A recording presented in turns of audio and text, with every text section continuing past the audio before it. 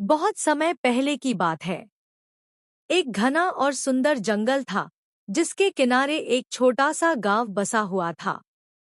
उसी जंगल में एक छोटा सा प्यारा सा सफेद खरगोश रहता था। वह अकेला था लेकिन बहुत खुशमिजाज और चंचल था।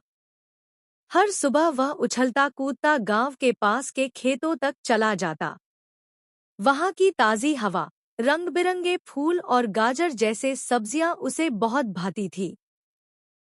खरगोश को ये नहीं पता था कि ये खेत गांव वालों के हैं, जिनमें वे बड़ी मेहनत से अनाज और सब्जियां उगाते हैं। वह बस मस्ती में इधर-उधर दौड़ता और थोड़ी बहुत गाजर या पत्तियां खा लिया करता था। लेकिन एक दिन गांव के कुछ किसानों ने देखा कि उनकी फसलों में कुछ नुकसान हो रहा है। जब उन्होंने खेत में खरगोश को खाते देखा, तो वे गुस्से में भर गए। ये छोटा सा खरगोश हमारी पूरी मेहनत पर पानी फेर देगा, एक किसान चिल्लाया।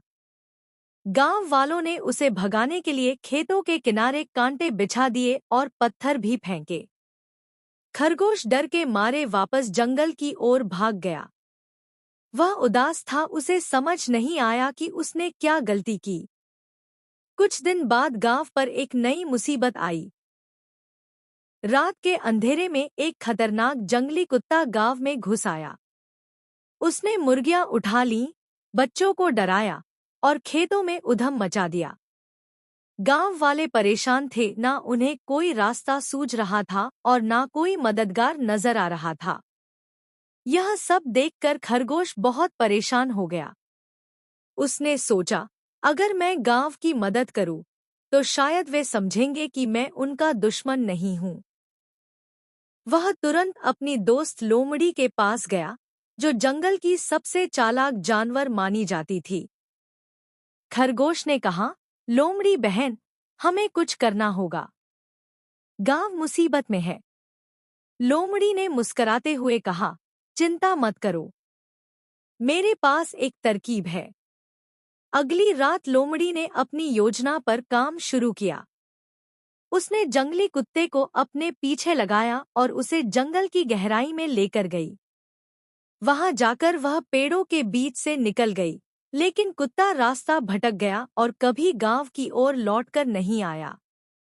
जब सुबह गांव वालों को पता चला कि लोमड़ी और खरगोश ने मिलकर उनकी मदद की है, तो वे चौंक गए और साथ ही शर्मिंदा भी हुए।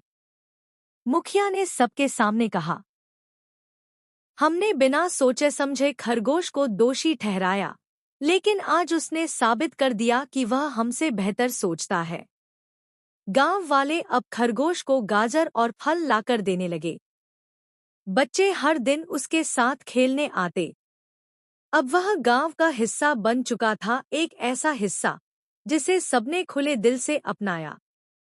कुछ महीनों बाद गांव के चौपाल पर खरगोश की एक छोटी सी मूर्ति भी लगाई गई, ताकि उसकी बहादुरी और दयालुता को हमेशा याद रखा जा सके।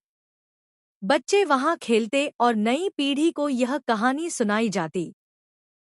अगर आपको यह कहानी पसंद आई हो, तो लाइक करें, शेयर करें और चैनल को सब्सक्राइब करना न भूलें।